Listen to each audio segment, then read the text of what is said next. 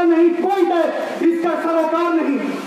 ये मुफाद परस्ताना सियासत हो रही है, अपने फायदे के लिए यहाँ पर सियासत हो रही है। यहाँ की गरीब आवाम की तरक्की, उनके लिए बुनियादी सहूलतों के लिए, उनकी आराइश आसाइश के लिए ये यहाँ पर सियासत नहीं हो रही है, बल्कि अपने मुफाद के लिए, अपनी सियासी दुकान चलाने के लिए यहाँ पर सियासत हो रही है। ये चीज हमने महसूस किया था, इसलिए हम हमारे मंशूर से पहले, हमारे काम से पहले, हमारे इलेक्शन के लड़ने की गर्ज गैरत से पहले हमने आपके सामने ये बातें रखी थी। हमने देखा था, हमने महसूस किया था कि रिवायती सियासत मतलब ऐसी सियासत जिससे समाज को, मुआशरे को सरासर नुकसान है, कहीं से कोई फायदा नहीं। हमने पहले महसूस किया, हमें यह एहसास हुआ कि यहाँ पर जिस तरीके का नफरत का बीज बोया गया है असलियत के नाम पर, मिल्लत का शिरागा बिखारने के लिए, कौम में, शहर के रहने वाले एक दूसरे से मोहब्बत करने वालों के बीच में असलियत का बीज बोकर अपनी मुफाद वाराना सियासत का यहाँ पर कारोबार चलाया जा रहा है। यहाँ पर दो बिरादरियों को एक दूसरे से तकसीम कर दिया गया था, यहाँ पर डर और खौफ का माहौल पैदा कर दिया गया था। यह लोगों को एक एहसास दिला दिया गया था कि हम तुम्हारे अपने हैं, चाहे हम गलत है, चाहे हम गुनाहगार है, चाहे हम आपकी आखिरत आखिरत दोनों खराब कर रहे हैं, लेकिन आपको इसका अंदाजा न होते हुए आपकी दुनिया ही नहीं, आपकी आखिरत भी उन्होंने इस मसले में आपके तरफ। असलियत का मामला आप जानते हो, असलियत की वहीदें आपने सुनी है, असलियत के गुनाह आपको मालूम है, असलियत किसे कहते हैं आपको ये मालूम है। असलियत मुसलमानों की दो जात, दो बिरादरियों में तफरीका करने के नाम को असलियत कहते हैं। तो अलग अलग मुकामात से आए और बसे हुए लोग, अहले दक्कन से आए हुए लोग, निजामाबाद से आए हुए लोग, मराठवाड़ा से आए हुए लोग, इनको एक अलग तबके में तकसीम कर दिया गया। उत्तर प्रदेश से आए हुए उत्तर भारतीय हमारे भाई, उनको एक तबके में अलग तकसीम कर दिया गया।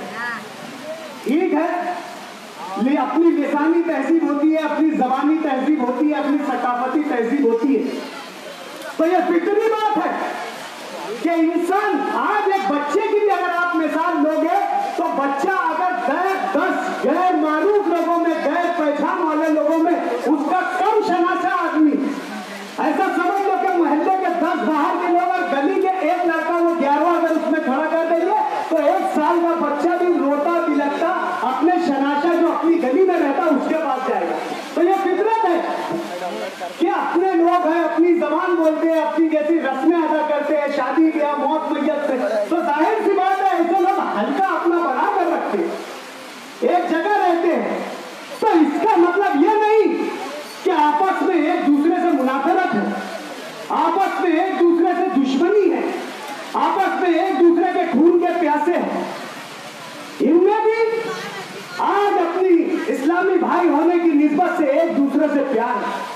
आप लीडर की हैसियत से ऐसे लोगों को करीब करना चाहिए था, इनको मिला जुला कर सियासत करना चाहिए था, लेकिन एहसास दिलाया गया, ये एहसास दिलाया गया, खौफ का माहौल दिलाया गया है कि अगर आप हमारी रहनुमाई को, आप हमारी सरबराही को, आप हमारी सरदारी को अगर कबूल नहीं करोगे तो आपका नाम और निशान इस सफर दुनिया, शहर, मालेगांव को क्या सफे हस्ती से मिल जाएगा, ऐसा एहसास दिलाया गया। मैं बारहा कहता हूं कि सियासत के साथ सियासत में इस्लाही पहलू भी होना चाहिए। आप लोगों को मालूम है कि इसकी वईद क्या है, इसके नुकसानात क्या है। नबी करीम सल्लल्लाहु अलैहि वसल्लम ने अपने आखिरी खुतबा में जब तमाम सहाबा कराम को अरफात के मैदान में जमा किया, आप बिस्तर मर्द पर थे, दुनिया से पर्दा करने वाले थे, अल्लाह के नबी थे, कश्फ इलाम वही से मालूम हो चुका था कि आप इस दुनिया से कूच करने वाले हैं, आप अल्लाह के मेहमान होने वाले। एक आम इंसान और एक आम आदमी की बात मैं आपको बताता हूं कि अगर एक आम आदमी उसको अगर यह एहसास हो जाए कि मैं ये दुनिया छोड़कर जा रहा हूं। अब इस दुनिया में मेरा आबोदाना उठ चुका है। कुछ ही लम्हों में, कुछ पल में मैं यहाँ से रुखसत हो जाने वाला हूँ। और अल्लाह अगर उसको इस आलम सकरात में इतनी सकत देता है कि वो अपने बच्चों को कुछ हिदायतें कर सके, तो वो करीब बुलाकर जो सबसे जरूरी बातें होती है, जो सबसे अहम बातें होती है, चाहे उसके कारोबार के ताल्लुक से, चाहे उसके घर के ताल्लुक से, चाहे उसके दीगर मामलात के ताल्लुक से, जो सबसे अहम और जरूरी बात जिसके असरात उसके मरने के बाद उसके आने वाले बच्चों पर, उसकी नस्लों पर, उसकी फैमिली पर पड़ेगा, वो बात बताता है कि बेटा फला फला मेरी जायदाद है, फला फला वहां पर मेरे बच्चे हैं, फला फला मैं नेकी का काम करता था। ये सब बातें दुनिया में आदमी जरूरी बातें बताकर इस दुनिया से रुखसत होता है। तो वक्त के नबी ने जब अपनी रुखसत के वक्त जो आखिरी कलमात कहे होंगे, जो आखिरी खुतबात आपके सामने पेश किए होंगे, तो क्या वो रहती दुनिया तक के लिए अहम नहीं? क्या वो दुनिया कयामत आने तक उसको हम मजबूती से पकड़ने की हमारी क्या कहना चाहिए चाहत और सकत नहीं है? हम वो नबी के मानने वाले हैं जिसकी अव्वल का आखिर बातें हमें अल्लाह के हुक्म के मुताबिक पकड़ कर और उसको मजबूती से थाम कर रखना चाहिए। अल्लाह के नबी ने कहा था कि अब मैंने आप तक आपका दीन मुकम्मल पहुंचा दिया। सहाबा कराम को गवाह बनाकर आसमान की तरफ, अल्लाह की तरफ देखकर कहा कि है अल्लाह, तूने वही के जरिए, कुरान के जरिए, शरीयत के जरिए जितना भी इल्म मुझे पहुंचाया था, जितना भी इस दीन को मुकम्मल करने तक बातें अल्लाह तेरे बीच में तेरे फरिश्ते जिब्राइल अलैहिस्सलाम के जरिए तूने मुझे पहुंचाया था, मैंने वो तमाम तर बातें मैंने आज ही तेरे बंदों के सामने पहुंचा दिया हूं। तू इसका गवाह रहना, अल्लाह तू वकील है। अल्लाह को गवाह और वकील बनाकर नबी आखिरी ज़माने ये बात कही थी कि मैं दीन मुकम्मल हो चुका है। अब जो होगा, अब जो इंसान अपने तकवे की बुनियाद पर फौकियत पाएगा, अफजलियत पाएगा, ना के साथ पर, ना बिरादरी पर, ना रंग पर, ना किसी दौलत पर, ना हसद नसब पर। बंदा अगर सिर्फ आखिरत में और दुनिया में अगर वो फौकियत पाएगा या दूसरों से बढ़कर कहलाएगा, तो वो सिर्फ और सिर्फ अपने आमाल और तकवे की बुनियाद पर पहचाना जाएगा। ये अल्लाह के नबी का आखिरी फरमान था।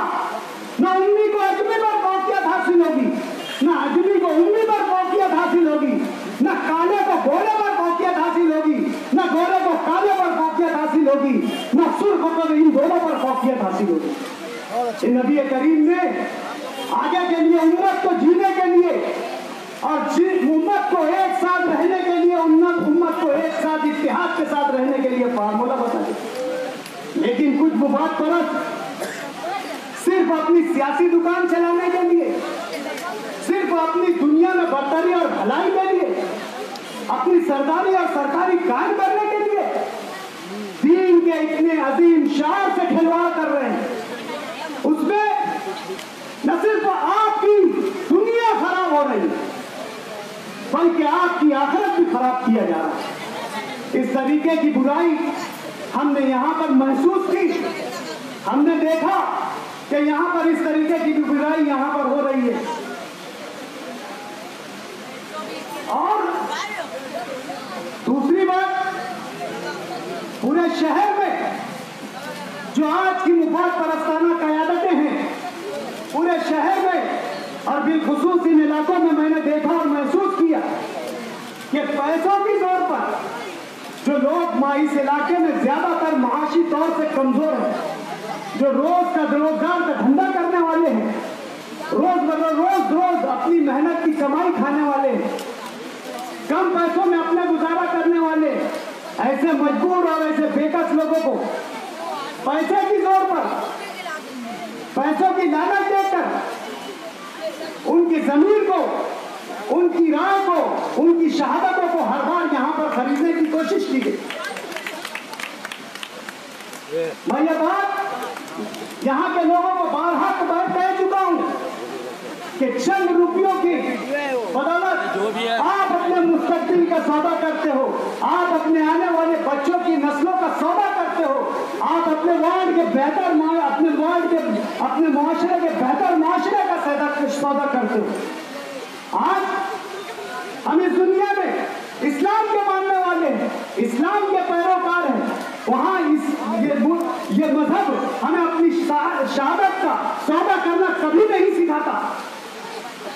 हम और जो हमारी शहादत होती है, जो हमारी गवाही होती है, ये मजहब कभी नहीं सिखाता कि हम हमारी शहादत की यहाँ पर हम सौदा करें। ये भी गुनाह अजीम है, गुनाह कबायर में इसका शुमार है।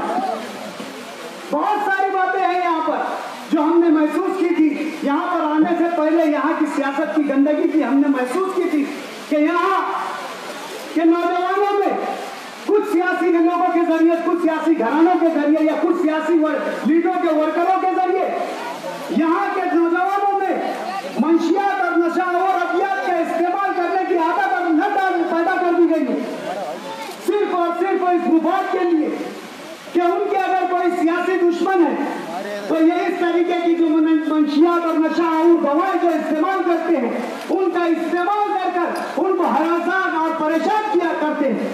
मैंने देखा इलेक्शन के दौरान ऐसे भी मामला थे कि कोई अगर इनकी सियासी हमला नहीं होता था, जो इनसे इत्तेफाक नहीं रखता था, जो इनकी हिमायत में नहीं होता था, इन्होंने उस वक्त कुछ ऐसे कुत्ता छाप गोली खाने वाले लोगों का इस्तेमाल किया। वो खुद ब खुद कटर हाथ पर मारकर या पुलिस स्टेशन में जाकर हमारे लोगों का, हमारे वर्करों की कंप्लेंट की। तो ये क्या बड़ी और अजीम समाजी बुराई नहीं है? यहाँ पर यहाँ के उम्मीदवारों के कुछ रिश्तेदारों को मैंने ऐसा भी धंधा करते देखा तो समाज में एक लानत है। यहाँ के बच्चों को मोबाइल चोरी जैसे धंधे में मुलविस कर दिया गया और जुगाड़ और दूसरे गैर कानूनी धंधों में यहाँ पर नौजवानों को धकेला जा रहा है। और आपको बखूबी वाकिफ, खुदा की कसम में इल्जाम नहीं लगा रहा होगा, आप लोगों को मालूम है क्या हाईवे के पास किन लोगों का जुगाड़ चल रहा है और आज वही जुगाड़ी पुलिस की खबरी कर रहे हैं। आज पुलिस के जरिए लोगों को डराया और धमकाया जा रहा है। हलाल रिस्क करने वालों की टिप देकर उनको पुलिस के यहाँ पर जमा किया जा रहा है। इस तरीके के हालात पहले भी थे जिनको हमने इलेक्शन के वक्त महसूस किया था। ये जो आवामी नुमाइंदे पिछले वक्तों में जो मुंतखब होकर आए थे, आज मैंने मेरा 3 से 3.5 करोड़ का बजट, हमारे इब्राहिम भाई का बजट, हमारे शाहिद खान की बीवी का बजट है, हमने यहाँ पर 3 से 3.5 करोड़ के बजट का इम्प्लीमेंटेशन किया, उसको लागू कराया, उसका इस्तेमाल किया। तो आप लोग यहाँ पर सिर्फ और सिर्फ काम देख रहे हो और ये सच्चाई है, ये हकीकत है। और इतना बड़ा मुद्दा इस बात की गवाही है कि यहाँ पर जो भी काम है आज जमीन पर है। आज जिस रोड पर आप बैठे हो इसकी तामीर चालू है। मस्जिद उस्मान बिन अफ्फान से लेकर अबू उबैदा तक आज हमारे सत्तार भाई के हाथों से उसका इफ्तिताह बनने आया। आप देख रहे होंगे कि उस्मान नाके से लेकर नांदली स्कूल तक यहाँ पर हर रोड का काम चालू है। अभी दोपहर में हमने जो गुलशने ज़ैनब के बाजू में से 15 नंबर गली तक के जो रोड हटपिक से जाता है उसका इफ्तिताह किया। कभी हमने 50 लाख की लागत से मस्जिद हसन बिन साबित के पास सीमेंट रोड का इफ्तिताह किया। इस गली नंबर 2 में सीमेंट रोड कायम की। हमने मालदा में हमारे वसीम भाई फ्रूट वाले की गली में सीमेंट रोड कायम किया। हमने अशफाक मस्जिद के पास सीमेंट रोड कायम किया। हमने 15 नंबर गली में सीमेंट रोड कायम किया। हमने 117 में हमारी शकील चाचा की बस्ती में गटर का काम किया। हमने हमारे नफीस भाई खुशहाल मुकादम के घर के पास सीमेंट रोड का काम किया।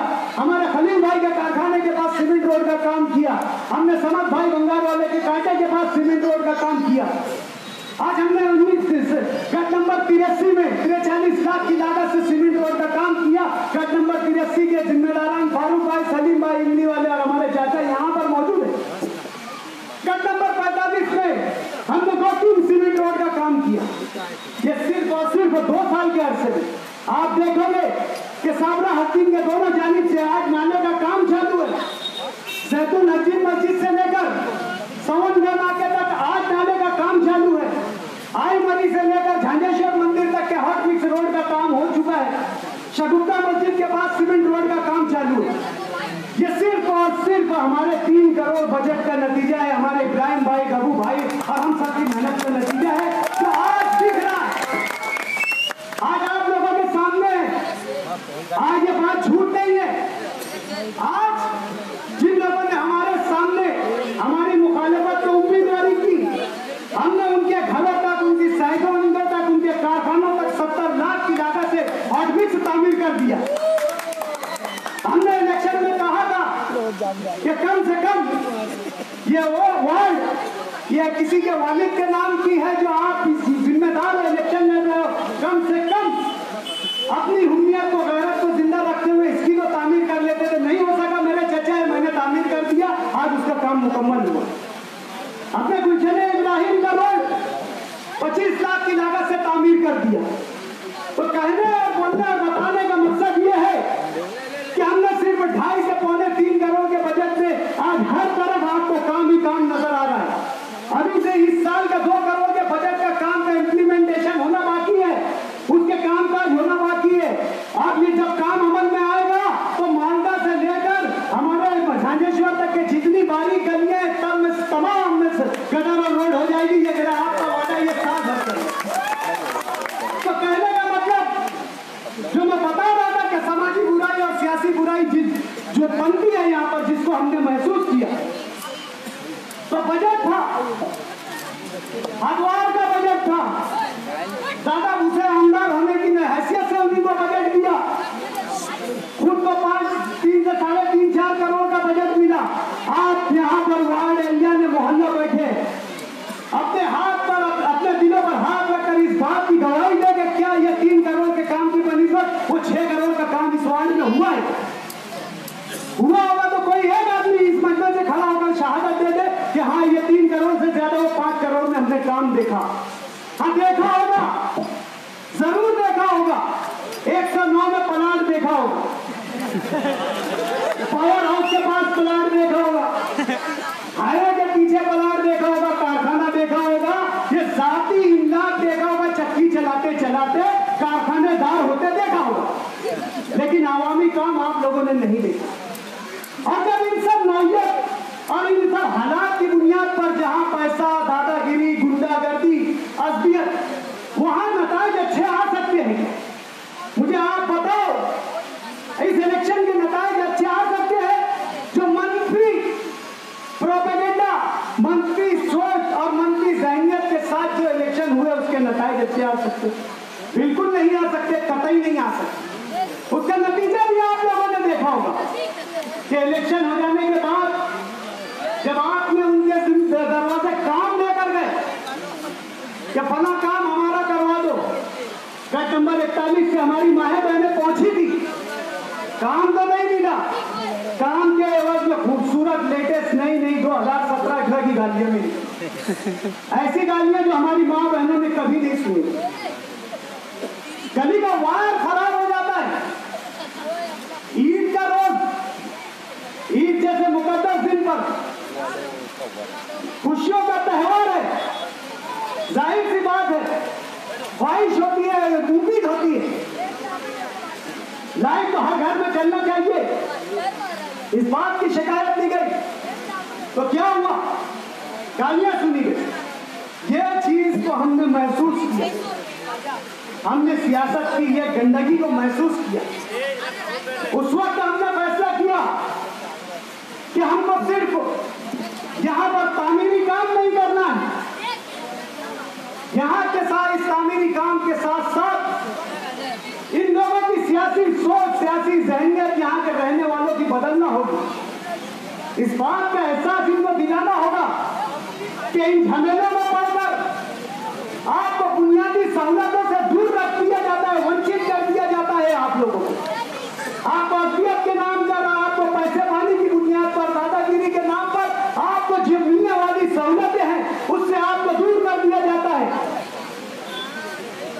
50 सालों से 40 सालों के करीब, तकरीबन 35-40 साल हो गए इस बस्ती को बसते, इस इलाके को बसते। गुरु वार्ड कहलाने वाला इस इलाका मालेगांव शहर की सियासत का मरकज रहा है, महवर रहा है।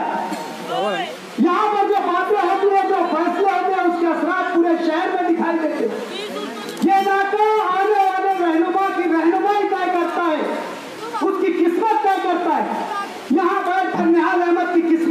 फैसले तय हुए। शब्बीर शेख को शिकस्त देकर निहाल अहमद को 4 बार इस इलाकों की मदद से एमएलए बनाया गया। उसके बाद कांग्रेस पार्टी के मौजूदा मेयर अली जनाब शेख रशीद साहब को 2 बार एमएलए बनाया गया। उसके बाद उन्हीं के फर्जंद अर्जुमन मौजूदा एमएलए कायदे नस्ल तालीम दोस्त बुनकर दोस्त और मेरे दोस्त उनको एमएलए बनाया गया। और आपने देखा होगा कि एक एक खानदान को 4-4 मरतबा नुमाइंदगी दी गई और पूरी तरीके से नुमाइंदगी दी गई। उनके हाथों पे म्युनिसिपल कॉर्पोरेशन का मेयर दिया गया, उनके हाथों पे म्युनिसिपल कॉर्पोरेशन के चेयरमैन दिए गए, उनको फुल मेजॉरिटी दी गई, फुल पावर दिया गया। क्या देखा आपने कभी इन इलाकों में काम को होते हुए, बुनियादी सहूलियतों को पूरा होते हुए, काम के नाम पर इस इलाके में सिर्फ 2 लोगों का नाम लिया जाता है, एक हमारे इस्माइल नांदेड़ी साहब और एक मरहूम हमारे शाहिद खान साहब। आज तक मैं 3 सालों से इस इलाके में घूम रहा हूं, इसके अलावा किसी दूसरे बंदे का नाम काम के ताल्लुक से नहीं लिया गया है। लेकिन वोट तो यहाँ पर ऐसे दी गई है उन लोगों को कि शायद ही उनके घर की बेटियों पर उनको ऐसी वोट नहीं मिली। ना इस इलाके में हॉस्पिटल दिया गया, ना इस इलाके में कोई खूबसूरत जिमखाना दिया गया, ना कोई शादी हाल दिया गया। और हम जब यहाँ उम्मीदवारी करने आए तो हम पर यह इल्जाम लगाया गया कि ये आए हैं, ये सियासी दुकान लेकर आए हैं, इलेक्शन होता है तो निकलते हैं, बाहर आते हैं, इलेक्शन लड़ने के बाद ये अपनी शटर बंद कर देते हैं, चले जाते हैं, आपको पहचानते भी नहीं है। लेकिन आज मैं दावे से कहता हूं कि मालेगांव शहर में अगर किसी ने मंसूबाबंद तरक्की से काम किया है तो वो खानवादा यूनुस ईसा है, और किसी ने नहीं किया मंसूबाबंद तरीके से कि ये काम होना चाहिए। खानवादा यूनुस ईसा जब जब सत्ता पर आया, जब जब इख्तियार पर आया, हमने गवर्नमेंट की तरफ हम भूख भरी नजरों से नहीं देखा, आज की नजरों से नहीं देखा। हमारी खुद का बिल का कॉर्पोरेशन या म्यूनिसिपैलिटी के बजट से हमने यहाँ पर काम किया। उसकी मिसाल मैं आपको बताता चलूं, आप जाकर शेख रशीद खानवादा से पूछ लीजिए, नियाल खानवादा से पूछ लीजिए, क्या आपने इन 23 सालों में कोई कब्रिस्तान दिया? हुकूमत की ग्रांट ही सही, बहुत हुकूमत की ग्रांट आप लोग लाने का दावा करते हैं कि आप लोगों ने इस शहर को कभी कोई कब्रिस्तान दिया?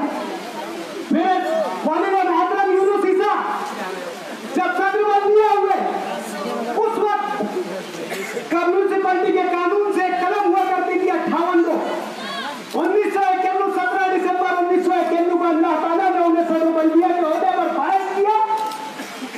और 17 दिसंबर रात में शाम में 7 बजे 5 बजे उन्हें सदारत को चार्ज दिया, शाम में 7 बजे यूनुस ईसा साहब ने इस शहर को आयशा नगर कब्रिस्तान तोहफे में। ये काम नहीं है, ये कौम और मिल्लत का काम नहीं है। इनके मुआवजे में आज मुझे बता दो कि किस सियासी लीडर ने यहाँ पर कब्रिस्तान दिया।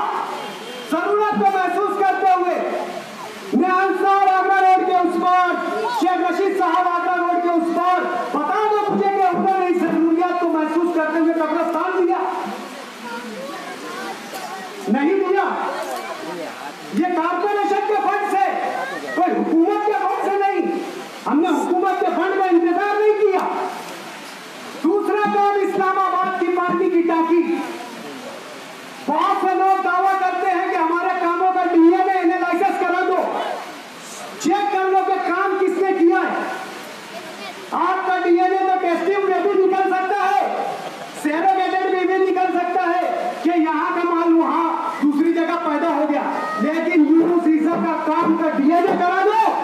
मैं दावे से कहता हूँ कि कॉर्पोरेशन के म्यूनिसिपैलिटी के उस वक्त के कम बजट रखने वाली 20 करोड़ बजट रखने वाली म्यूनिसिपैलिटी के बजट से आज इस्लामाबाद पानी की टांकी का काम किया गया है। और उस पानी की टांकी का फायदा आज हाईवे के उस पार तक, जमूर नाले तक और इनके खुद के वार्ड नजमाबाद तक पानी पहुंच रहा है। ये यूनुस ईसा की दूरअंदेशी थी और ये इलाकों से मोहब्बत थी। कभी हमने नुमाइश नहीं की, कभी हमने सताइश नहीं की, कामों को अपनी हमारी जिम्मेदारी समझा, हमने इस इलाके की तालीम की जरूरत को महसूस किया। हमने ये नहीं देखा कि इस्माइल नादेरी उस वक्त जनता दल के कॉर्पोरेटर थे, उन्होंने जनरल बॉडी की मीटिंग में जीबी में एक यादी पेश किया कि कॉर्पोरेशन को जो 30% यूडीएफ ग्रांट मिलती है, उस ग्रांट के तहत इस इलाके में एक स्कूल कायम की जाए जिसमें 70% म्यूनिसिपैलिटी की आमदनी लगी हुई है। ये यूनुसी साहब आपके सामने बैठे हुए हैं, आपके घर पर नहीं बताने आए कि इस इलाके के गरीब बच्चे जो सरकारी स्कूलों में पढ़कर अपनी तालीम हासिल करें, जो बच्चे प्राइवेट स्कूलों पर बोझ उठाकर तालीम हासिल नहीं कर सकते, ऐसी खुशनुमा इमारत और पूरा टीचर स्टाफ ये यूनुसी साहब जो सदर बल्दिया की हैसियत से आपको मुहैया कराया। मैं शेख रशीद साहब को गवाह बनाकर कहता हूं इस स्टेज से कि शेख रशीद साहब, मैं आपकी बहुत इज्जत करता हूं, आप मेरे बुजुर्ग हैं, मेरे चाचा है, मेरे वालिद मोहतरम के साथ काम किया है। आप स्टेज लगाकर मेरी इस बात का मुहावरा कर ले कि आज जो इस स्कूल में आपके वालिद मोहतरम या आपके दादा मोहतरम अब्दुल कादिर सोसाइटी अब्दुल कादिर मनियार के नाम से जो स्कूल चल रही है, ईमान और अल्लाह को हाजिर नाजिर जानकर शेख रशीद साहब कहना कि वो स्कूल का बजट यूडीएफ से किसने दिया था। यकीन मानो मेरे चचा में इतनी गैरत और हुमियत है, इतनी इंसानियत है, इतनी मजहब की समझ है, यकीन मानो वो कहेगा कि मेरे बड़े भाई यूनुसी साहब ने काम किया है, हमने शहर में काम किया है। मेरा छोटा भाई अब्दुल मजीद जब मेयर बना, हमने उस वक्त भी, आज बहुत सारे लोग ये कह, बहुत सारे लोग गिरना डैम की स्कीम 1984 से चली आ रही है, शब्बीर साहब सदर बल्दिया बने, दीपक भोसले सदर बल्दिया बने, यूनुस साहब सदर बल्दिया बने, साजिदा मैडम सदर बल्दिया बने, सकाराम भोसले सदर बल्दिया बने, याकूब अब्दुल सत्तार सदर बल्दिया बने, इस बीच में शेख रशीद साहब सदर बल्दिया बने। कॉर्पोरेशन की जिम्मेदारी थी, म्यूनिसिपैलिटी की जिम्मेदारी थी कि अपने हिस्से की रकम वो मुहैया कराए। 84 की स्कीम 2000 में आकर कंप्लीट हुई, मोहम्मद मेरे चचा जान मेयर बने, पूरी स्कीम अपने नाम से मंसूब करा ली कि मैंने गिरना डैम स्कीम लाया। गिरना डैम स्कीम उनकी मेहनत कहीं ना कहीं हो सकती है, स्कीम कई बार तो लाल में पड़ी, कई बार स्कीम बंद हो गई, कई बार गवर्नमेंट ने अपने हिस्से का फंड रोक लिया, लेकिन हर वक्त के सदर बल्दिया ने, हर वक्त के मेयर ने कोशिश किया और वहां पर जाकर उस काम को आगे बढ़ाया। और मैं से जानता हूं कि मेरे वालिद जब सदर बल्दिया थे, जब तक कि वो पाइपलाइन 40 गांव फाटे तक आ चुकी थी, तो मैं ये दावे से कहता हूं कि गिरना डैम से 40 गांव फाटे तक और बीच की जितनी पंपिंग है वो मेरे वालिद यूनुसी साहब ने की। गिरना डैम की स्कीम में हमारा भी हाथ। हम ये नहीं कहते कि सिविल हॉस्पिटल हमने बनाया, सिविल हॉस्पिटल किसी ने नहीं बनाया, सिविल हॉस्पिटल 48 शहीदों के खून ने बनाया। 2006 के बाद यहां पर जब सोनिया गांधी तशरीफ लाई, तो उन्होंने जब मुसलमानों का एहतजाज और नाराजगी देखा, सलीम साहिब के शफीक मास्टर ने जब उनको चेक वापस कर दिया, तो महमूद उस वक्त सईदा हमीद जो कमेटी आई, उस कमेटी ने जो कि प्लानिंग कमीशन के एक मेंबर थी, मॉन्टेक सिंह एलोवालिया उस वक्त प्लानिंग कमीशन के सदस्य थे, उनकी सदारत में जब कमेटी बैठी तो माइनॉरिटी के नाम पर सईदा हमीद को शहर में भेजा गया।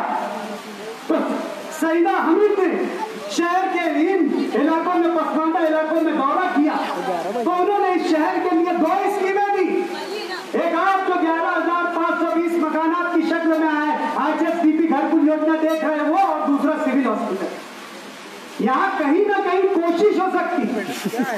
अगर मैं कहूँ कि जब इसका टेंडर हुआ और स्टैंडिंग में एजाज चेयरमैन थे और यादी एजाज बेग की थी, कद्दू कट्टी फुट्टी मैदान खत्म करके वहां पर सिविल हॉस्पिटल कायम किया जाए, तो क्या आप इतने बड़े दिल वाले हो कि सियासत में इतना कभी नाम नहीं लिया, पर मैं इस स्टेज से नाम लेता हूं कि इस काम में एजाज बेग की बहुत बड़ी मुआवनत और मदद शामिल है। ये काम करने वाले लोग थे, इन्होंने काम किया। मेरा भाई अब्दुल मालिक जब मेयर बना, मेयर बन गई, आज आप कारपोरेशन पर जाकर जो नॉर्मल का काउंसिलर बना है उस पर नाम दूसरे देख ले। अब्दुल्ला की शादी में बेगाने दीवाने जो लोग मेंबर नहीं थे उस वक्त, तो उनके नाम काउंसिलर में लगे हुए। तारा मैडम सदर बल्दिया, मेयर जमील सेठ डिप्टी मेयर, इन लोगों के नाम वहां पर नस्ब है। आप काम में डीएनए करने की बात करते हो, जो कोई भी हो, मैं आपकी सियासी मुखालफत नहीं कर रहा हूँ, आपके जरिए हुए कामों की तारीफ कर रहा हूँ। अगर आपने जो काम किया आपकी मेहनत से, मैं आपको मुबारकबाद पेश करता हूँ कि आपकी भी मेहनतें रही है, तभी आपको शहर तरक्की पसंद दोस्त कह रहा है। लेकिन आप इतना बड़ा दिल रखो कि जो काम जिसने किया है उसका हक उसे दो।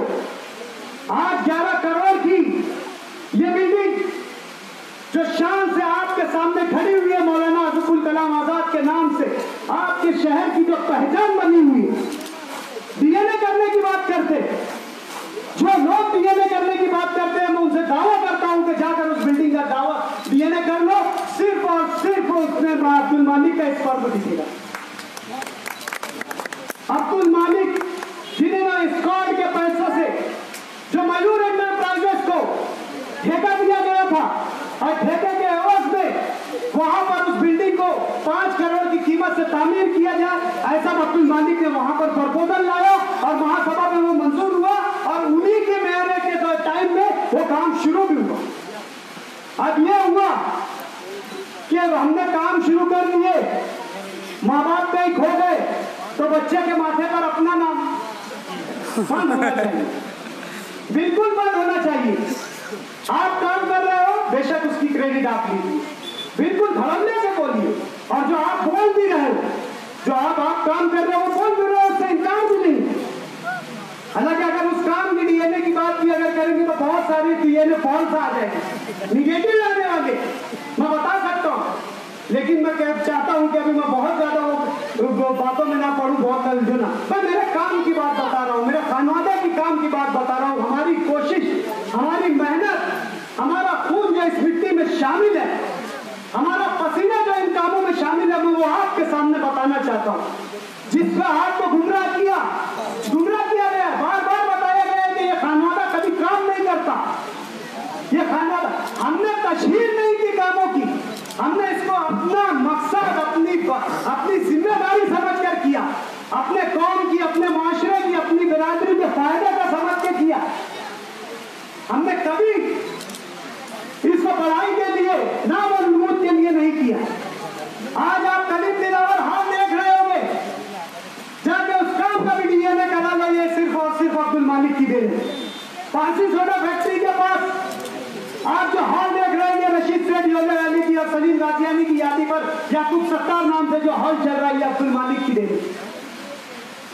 38 करोड़ और 35 करोड़ रुपये से ज्यादा ठेका जाता नहीं था अफसरा का।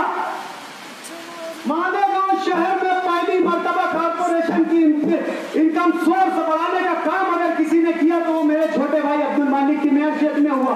80 करोड़ रुपये का ठेका दिया, उसमें कोई चोरी नहीं किया, कोई कमीशन नहीं दिया, लाखों करोड़ के कमीशन की हमको पेशकश थी। अल्लाह ने बहुत दिया, हलाल तरीके से बहुत कमा लेते। खानदानी रईस है, सोने का चमचा लेकर पैदा हुआ, जो भिखारी कल एक रस्ते में 10 पाव खाने वाले लोग हमें कमीशन देंगे, हमारी आदमी को खरीदेंगे, हमारी सरकारी को हमारे जमीन को खरीदेंगे। ये क्या बात करते हो? काम हमने किया है, धड़ल्ले से बोलते हैं। ये इन इलाके के गरीब लोगों की तकलीफों को महसूस करते हुए इस्लामाबाद पानी की टाकी, मौलाना ताहिर अल मारूफ नांदेरी स्कूल, ये अली अकबर हॉस्पिटल बंद हो चुका था, खंडर हो चुका था, जुआ और सट्टा चलाने वालों का अड्डा हो चुका था, फहश काम करने वालों का अड्डा हो चुका था। दीपक भोसले की सजा बल्दिया में। ये मेरे वालिद यूनुस ईसा सदर बल्दिया बनते ही 6 महीने के अंदर वहां पर एक्सरे मशीन लाकर और उसके बर्न वार्ड को बनाकर और डिलीवरी वार्ड को बनाकर आप लोगों के चालू किया। आज वो अपनी शान से रवा गवा है, ये आप लोगों के लिए और आपकी जरूरतों को महसूस करके किया। हमको इस इलाके की नुमाइंदगी का हक मिला। हम गुरुवार वार्ड में लोकल सेल्फ बॉडी कॉर्पोरेशन में इलेक्शन जीते। उस वक्त भी हमारे पीछे बहुत प्रोपेगेंडा किया गया कि ये काम नहीं करते, ये क्या काम करेंगे। आज देख लो जाकर वो अयूब नगर जो खासी प्लॉट थे, यहाँ पर अयूब नगर के लोग होंगे, मैं उनको और अल्लाह को गवाह बनाकर ये बात कहता हूँ कि आप लोगों ने देखा होगा कि मेरे वाली जिस वक्त पहली मरतबा वहां पर कॉर्पोरेटर बने अपने जाती खर्च से वहां पर पेविंग ब्लॉक बिछाया और तकरीबन 11 से 12 लाख रुपए का पेविंग ब्लॉक बिछाया, सीमेंट रोड का जाल बिछाया, हॉट मिक्स रोड नाले तक बनाया। आज मेरा भाई अब्दुल माजिद वहां से मुंतखब होकर आया है, तो आप देख रहे होंगे जो शब्बीर खान हॉल था वो किस हालात में था, कैसा था, बेहतर आप लोग जानते होंगे, मुझे नाम नहीं रखना है। आज वो खुशनुमा हाल उसकी तज़यीनकारी करके आज आपकी महल्ले की शान बना हुआ आपके सामने खड़ा है कि हमारा काम। आज हमने इस इलाके में इलेक्शन के टाइम में वादा किया था कि इस इलाके की जो पानी की तकलीफ है, ये मुजाफाती में आबादियाती इलाका है, यहाँ पर सिर्फ इस्लामाबाद की पानी की टांकी से पानी आता है, जो आगे चल करके जो बस्तियां बढ़ती जाएगी, हाईवे के पास चली जाएगी, इस तरफ मालदा गांव खत्म करके हमारे दरेगांव तक के चली जाएगी, यही इस्लामाबाद की पानी की टांकी से जाएगा। यहाँ पर कोई रहनुमाओं ने दूसरा अल्टरनेट 23 साल और 24 साल और 50 साल की क़यादत मिलने के बाद भी नहीं किया आप लोगों का दूर अंदेशी से काम नहीं दिया। हमने महसूस किया था, बार बार हमने जब वार्ड का यहाँ पर दौरा किया तो ये चीज को महसूस किया कि इस इलाके की अगर सबसे बड़ी कोई जरूरत है और जो मुस्तकबिल में जो तकलीफ पेश होने वाली है, घर घर अगर यहाँ पर पानी पर हंडे पर झगड़ा नहीं हुआ तो ये बहुत बुरे हालात हमें नजर आ रहे थे, क्योंकि इस्लामाबाद की पानी की टांकी में दुनिया भर के ब्रांचेस, बायकल्ला झोपड़पट्टी की तरफ पानी चला जा रहा, खुशामदपुरे की तरफ पानी चला जा रहा, उस रोड से आजाद नगर पे पानी चला जा रहा है, इधर हमारे शब्बीर नगर में पानी चला जा रहा है, इधर कुछ हमारे क्या बोलते हैं 117 पर जो बस्ती आबाद है शगुफ्ता मस्जिद के पास, हीरापुरा, गुलशन, अब्दुल और जो गढ़ नंबर 21 मोहन बाबा नगर, गुलशन जैतून अब्दुल कादिर, ये सब इलाके 9 आबादियात है। कैसे हो सकता है? आप सादा मिसाल ये ले लो कि आपके घर में पीने वाले 10 लोग हैं और उनको एक मटके से पानी मिलता था, 40 लोग हो जाएंगे तो क्या वो मटके में से पानी पूरेगा? तो हमने महसूस किया, तो हमने सबसे पहले यहाँ प्लानिंग की कि यहाँ कहीं ना कहीं पानी की टांकी होना चाहिए, लेकिन हर जगह सर्वे करने के बाद हमें जगह मयसर नहीं हुई, तो हमने बारहा इसकी वीडियो क्लिप हमारे पास मौजूद है, वक्त आने पर हम ये बताएंगे कि बारहा महासभा में हमने लड़ाई किया, यहाँ तक कि अधिकारियों के आंख पर गए, झगड़े किए, हम पर केस बनाया, आज भी हमारी मेंबरी रद्द होने का केस हम पर चल रहा है। ये सिर्फ आप लोगों के लिए, हमें हमारी मेंबरी महसूस नहीं है, हमें आप लोगों का काम महसूस है।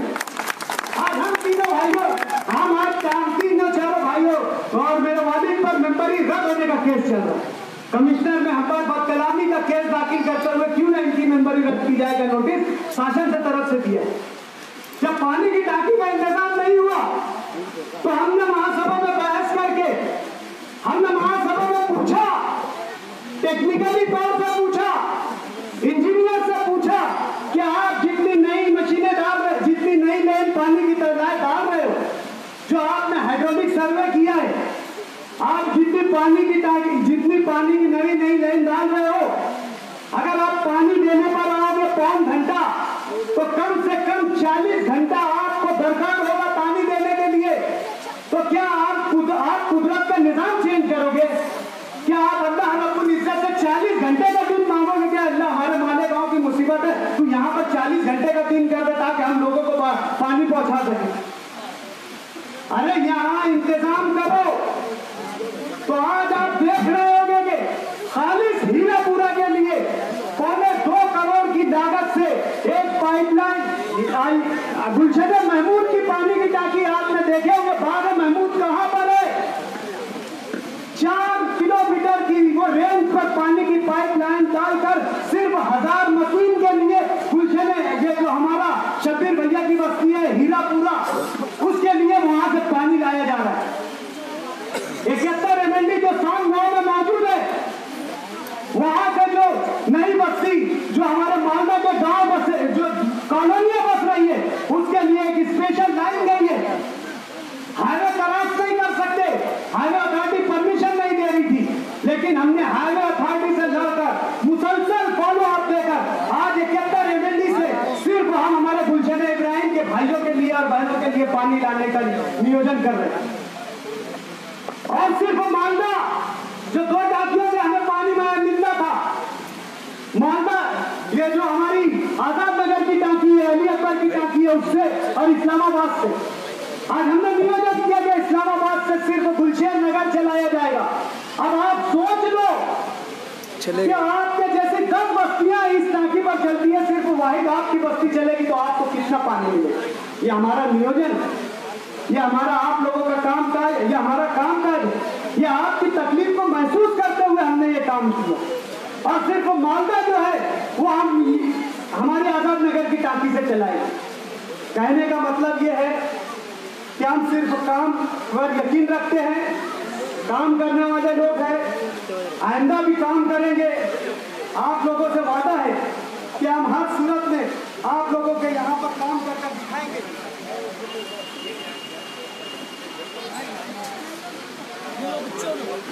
उसके नीचे है वो छट्टी की जगह, इसके नीचे देख। आज वक्त ज्यादा हो चुका है। मैं इस शेर पर अपनी बात खत्म करना चाहता हूँ। मैं आपसे गुजारिश करना चाहता हूँ कि जिस तरीके से आपने गुज़िश्ता इलेक्शन पे हम पर भरोसा किया था, उसी तरीके से आने वाले हर इलेक्शन में आप हम पर भरोसा कीजिए। हम आने वाले वक्तों में आपकी तरक्की और बेहतरी का और आपके मशवरे के साथ ही आगे के सियासी लाहे अमल तय करेंगे। मैं एक गुजारिश और करता हूं कि ये रोड जो हॉटमिक्स तामीर हो रहा है, अब इसकी हिफाजत करना आपकी जिम्मेदारी है। जो लोग इस रोड पर धंधा करते हैं, चूल्हा जलाते हैं, मेरी उनसे गुजारिश है, जो शादियां करते हैं वो अपना खाना दूसरी जगह पका कर लाकर रोड पर रखे। हम उन्हें धंधा करने से मना नहीं कर रहे, लेकिन ये आपकी इमलाक है,